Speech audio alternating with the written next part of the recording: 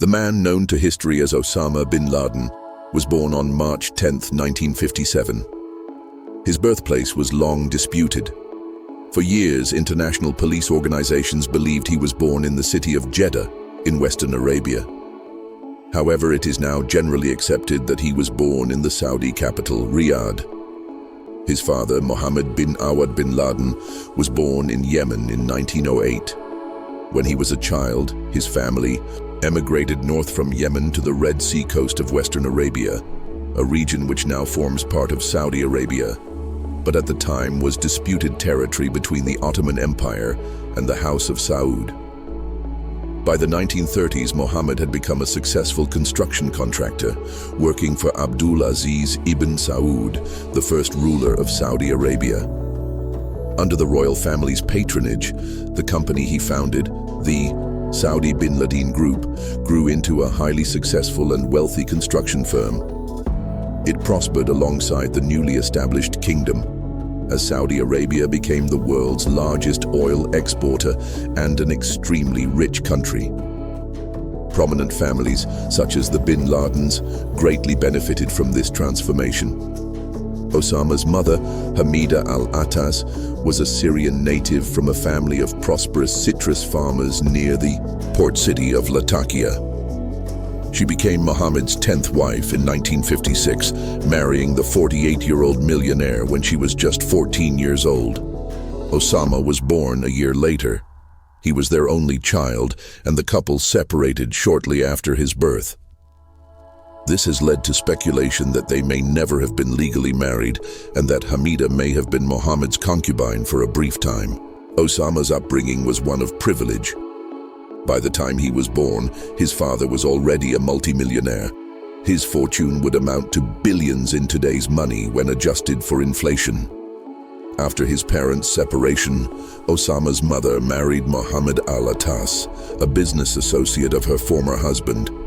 Together, they had 4 children in the 1960s, 3 boys and 1 girl. Osama lived with them and was raised in the household of his mother and stepfather, alongside his step-siblings. However, it would be inaccurate to say he was estranged from his biological father. Mohammed bin Laden played a significant role in his son's early development and is credited with instilling in him much of his conservative religious beliefs. In 1968, Osama began attending the Al-Qaeda Model School, a secondary school in Jeddah. In 1971, he was sent to Oxford University in the United Kingdom, where he took an English language course, giving him his first direct exposure to Western society. Beyond this, Osama was said to have exhibited some typical traits of young boys during his childhood and early teenage years. He was a football fan, supported Arsenal Football Club, and had a keen interest in military history. Despite the appearance of normalcy in Osama bin Laden's early years, there is no doubt that his background was anything but ordinary. By the 1960s, the Saudi bin Laden Group had become one of the most influential corporations in the entire Arab world. Its connections with the Saudi royal family were deep and far-reaching. The company had even been awarded the contracts to oversee ongoing renovations of the mosques in Mecca and Medina, the 2 holiest cities in Islam. In 1964, the company was granted the prestigious contract to reclad the exterior of the Dome of the Rock, the most important Islamic religious site in Jerusalem. By that time, the relationship between Mohammed bin Laden and the Saudi royal family had grown significantly. However, in 1967, tragedy struck when Mohammed died at the age of 59 in an airplane crash in Saudi Arabia, caused by a miscalculated landing by the pilot. Despite this loss, the Saudi bin Laden Group continued to thrive under the leadership of several of Mohammed's sons from previous marriages. During the 1970s and 1980s, the company diversified and evolved into a multi-billion-dollar enterprise, securing lucrative contracts throughout the Middle East. Osama did not participate in the company's business operations after his father's death, simply because he was too young at the time. Instead, He focused on his education. At the age of 19 in 1976, Osama enrolled at King Abdulaziz University in Jeddah, where he began studying economics and business administration, likely with the intention of one day contributing to the family business. However, even then, it was clear that his true interests lay elsewhere. According to accounts from people who knew him at the university, Osama was far more drawn to religion, poetry, and Arabic literature than to business. Financially, he had little to worry about, as he stood to inherit over $30 million from his father's estate. By that time, he was already married. In 1974, at just 17 years old, Osama married his first wife, Najwa Ghanem, a Syrian woman who was also his first cousin on his mother's side. She would become the first of at least 5 wives, and over the course of his life, Osama would father more than 24 children.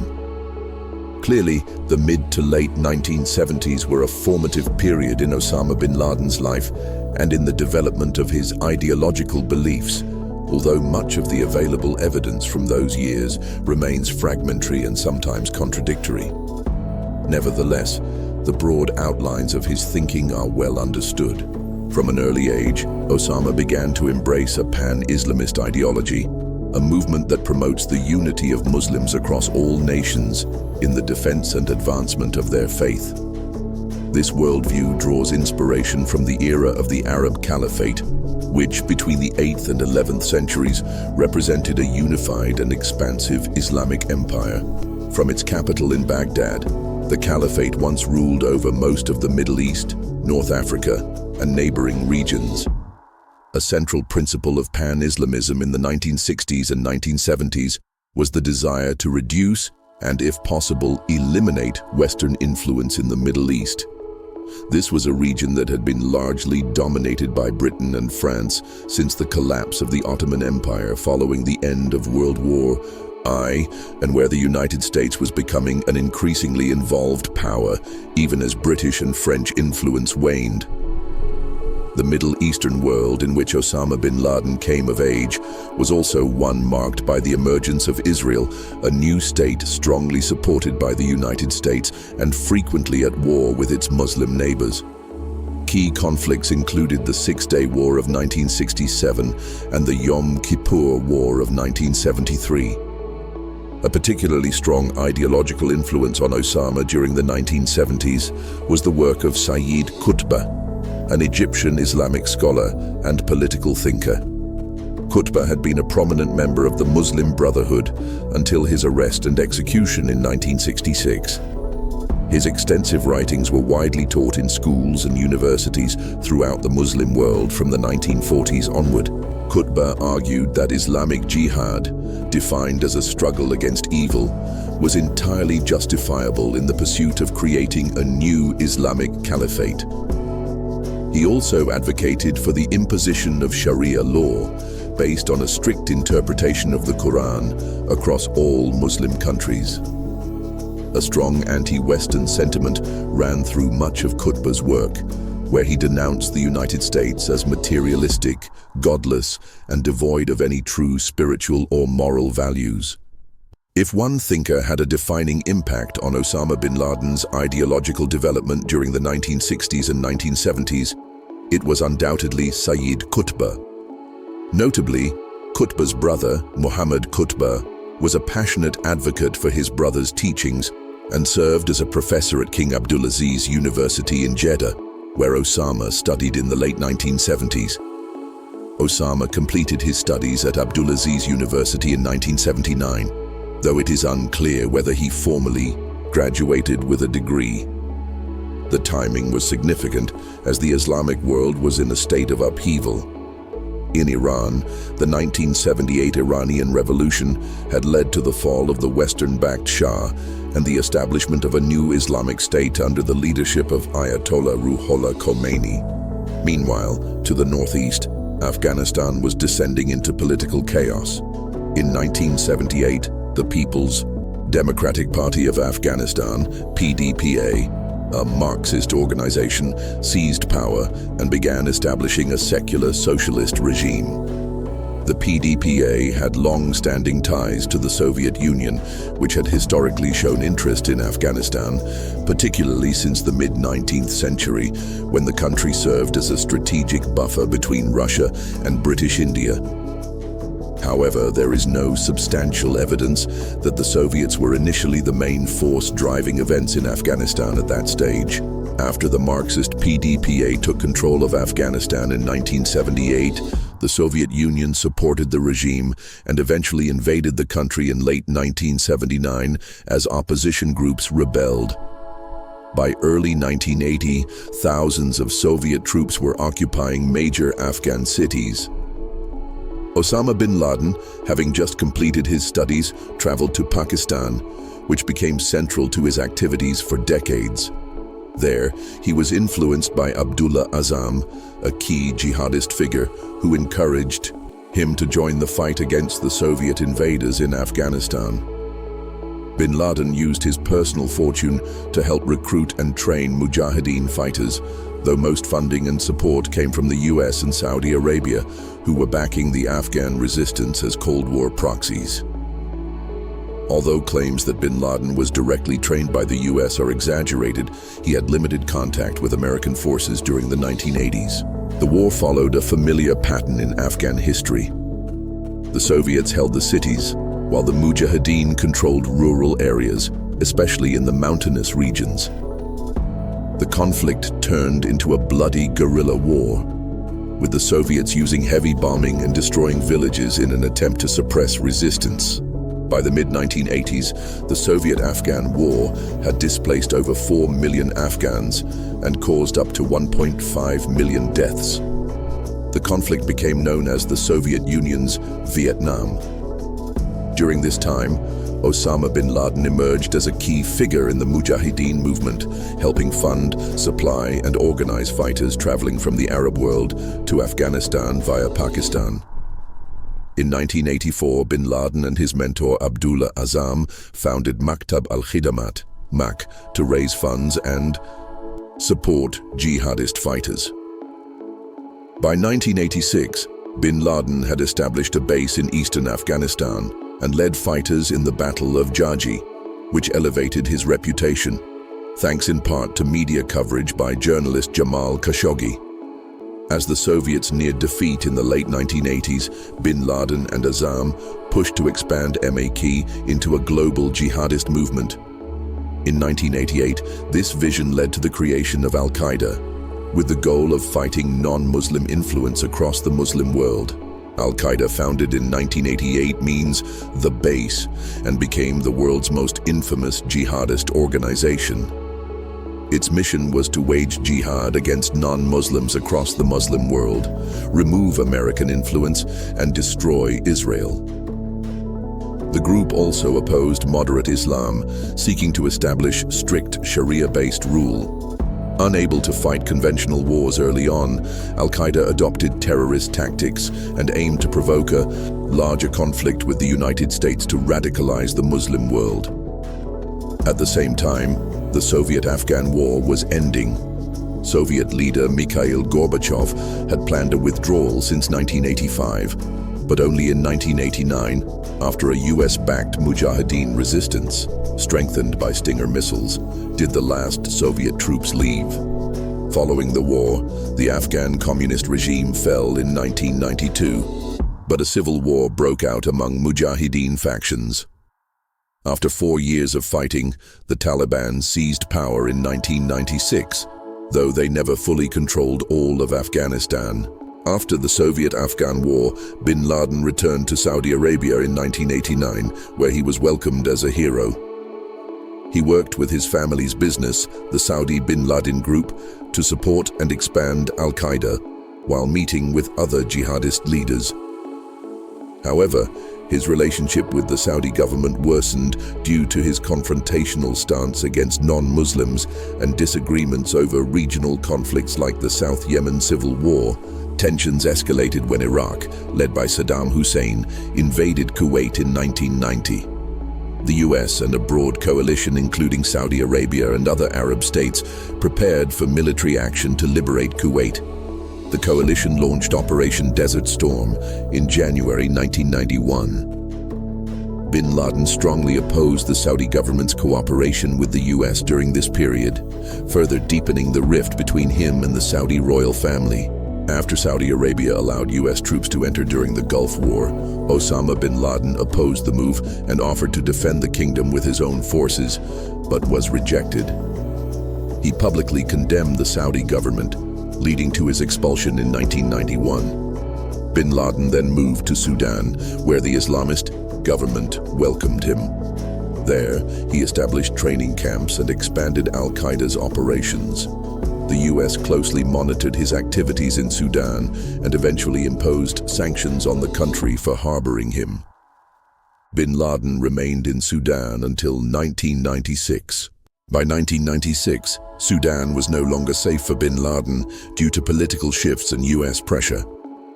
He returned to Taliban-controlled Afghanistan and declared war on the United States, condemning its military presence in Saudi Arabia and support for Israel.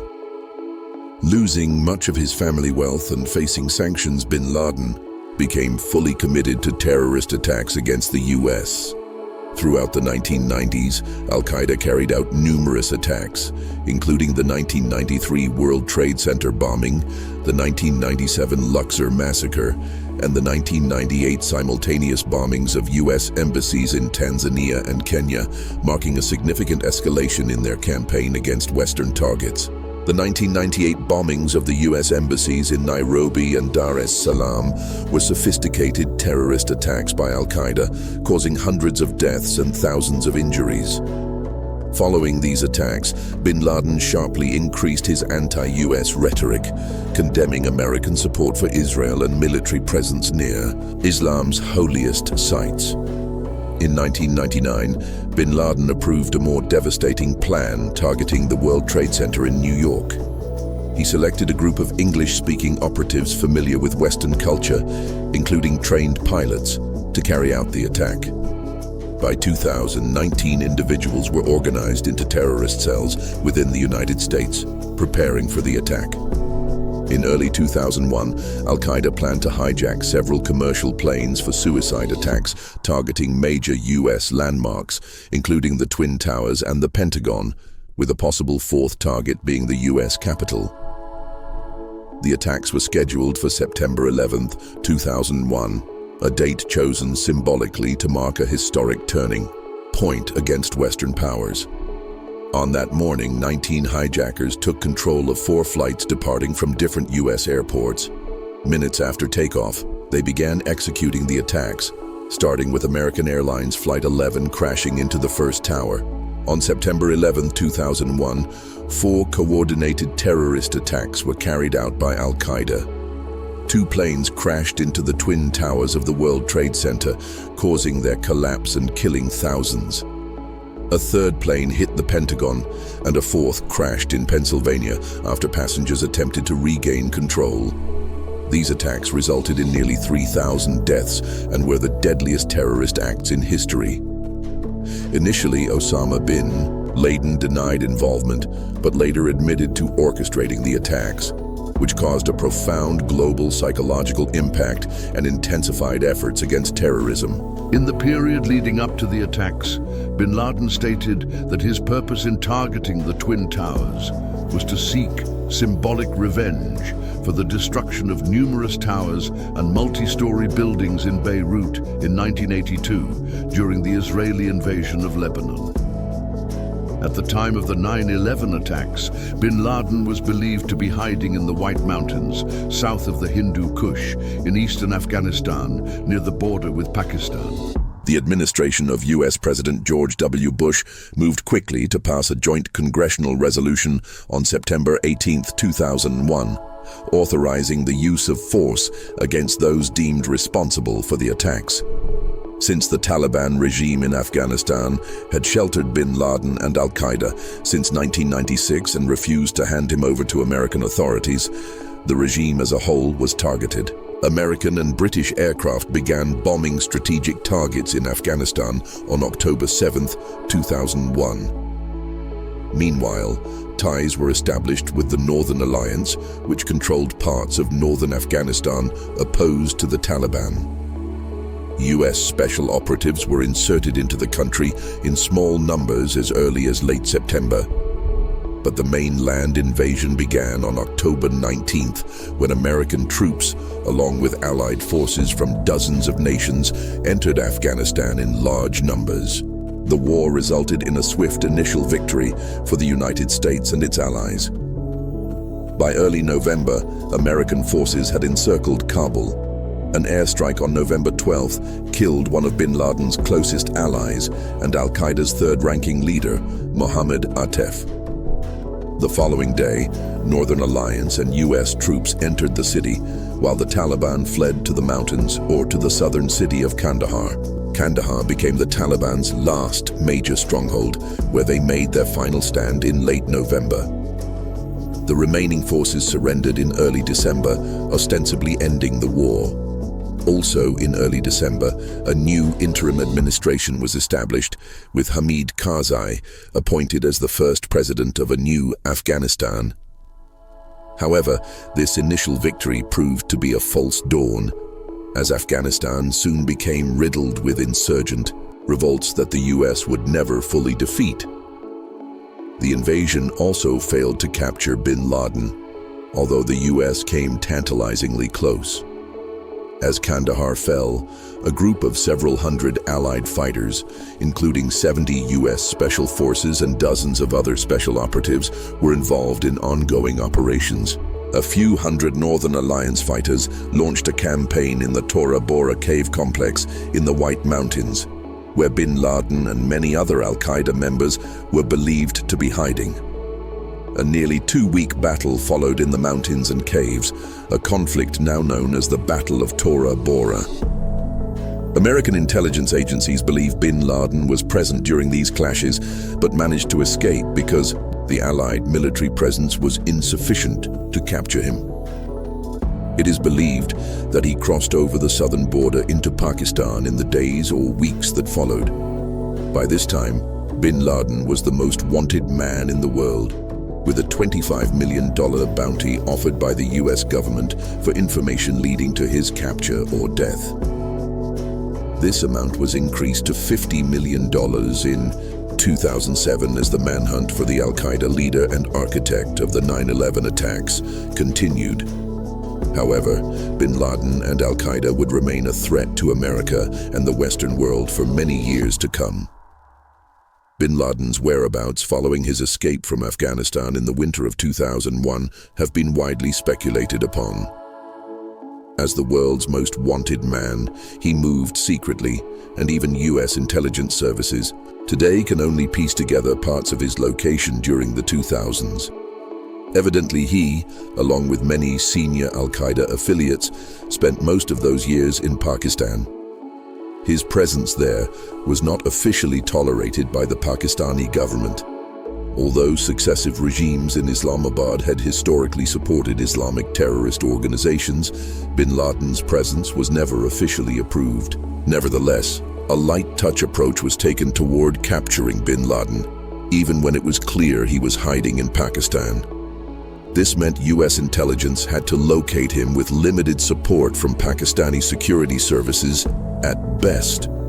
For much of the time after fleeing Afghanistan, he is believed to have been in Waziristan, a mountainous region in northern Pakistan near the Afghan border. Reports in the latter half of the 2000s occasionally suggested he had moved over the western border into Iran, but these claims were likely false. In reality, bin Laden and Al-Qaeda were able to live largely unharassed and in some comfort in Pakistan for years, enjoying tacit support from powerful elements within the country's political and security sectors. During this time, bin Laden and Al-Qaeda continued to organize terrorist activities globally. After 9/11, attacks on the US became more difficult due to enhanced security, but Western targets in the Middle East remained vulnerable. The US and its allies occupied Afghanistan in 2001, staying for 2 decades. The focus then shifted to Iraq, where the Bush administration sought regime change, targeting Saddam Hussein's government, accusing it of supporting terrorism and seeking weapons of mass destruction. Despite limited evidence linking Hussein to bin Laden, the US and allies invaded Iraq in 2003, quickly toppling Hussein's regime. However, a prolonged insurgency followed, with Al-Qaeda actively trying to incite sectarian conflict between Sunni and Shiite Muslims.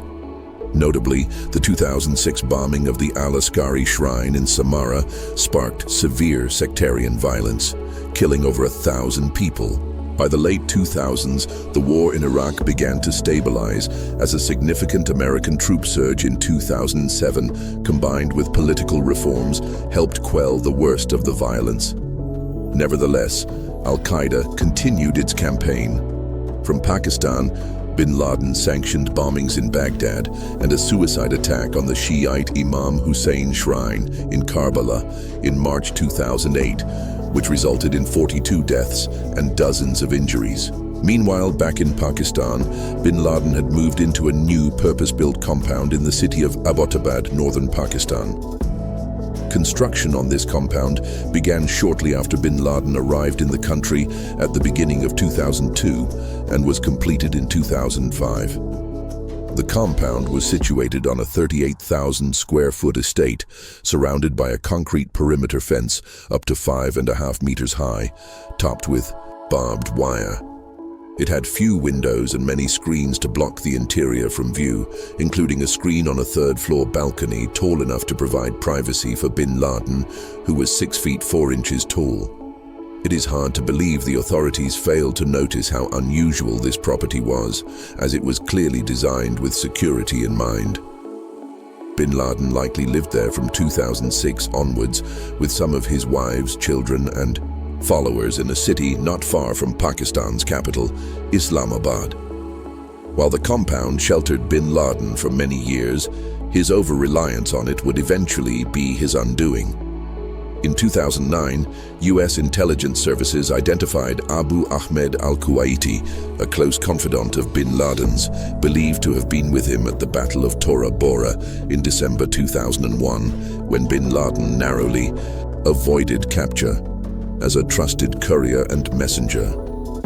The CIA discovered that al-Kuwaiti was living in Abbottabad. Subsequent intelligence gathering led to the identification of the bin Laden compound as a peculiar building in the city. Tens of millions of dollars were allocated by the US Congress to establish a CIA team on the ground in Abbottabad. In 2010, this team began monitoring the compound and those who entered and exited it.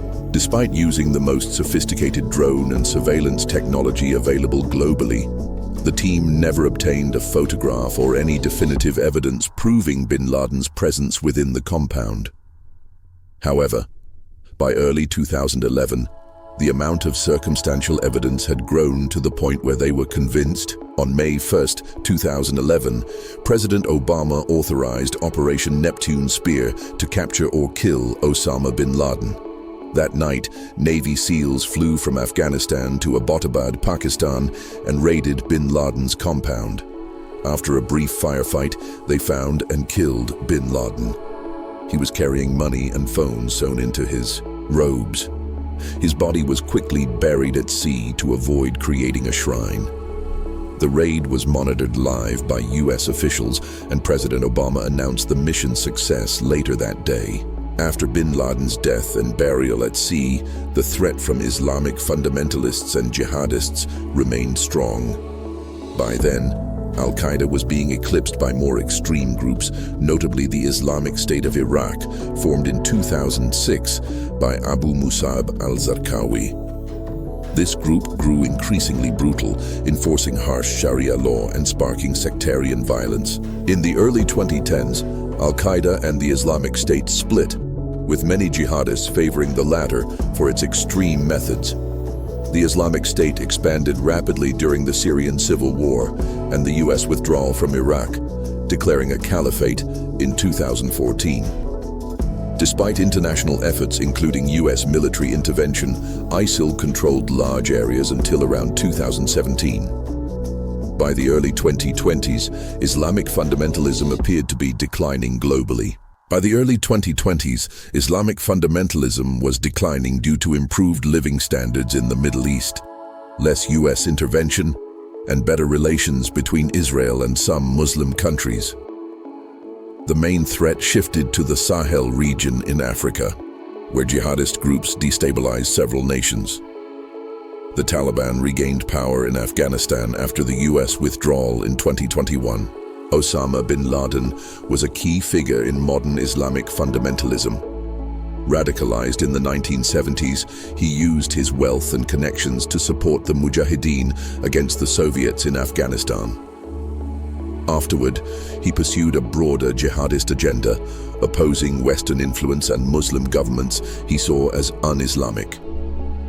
Al-Qaeda, under his leadership, carried out major attacks, including the 1998 US embassy bombings and, most notably, the 9/11 attacks in 2001, which killed thousands and had a profound psychological impact worldwide. These events drastically changed global security and policies. News of major incidents in Afghanistan, Iraq, or elsewhere frequently made front-page headlines. All of this eventually culminated in the rise of ISIL and a migrant crisis in the Mediterranean, as millions fled Syria and Iraq. By that time, bin Laden was dead, killed in a rather ignominious end inside a fortified compound in Abbottabad, where he had been hiding for nearly 5 years. Yet, his violent extremism had immeasurably changed the world. What do you think of Osama bin Laden? Would it have been better if he had been captured alive and put on trial for his crimes? Please share your thoughts in the comments section. In the meantime, thank you very much for watching.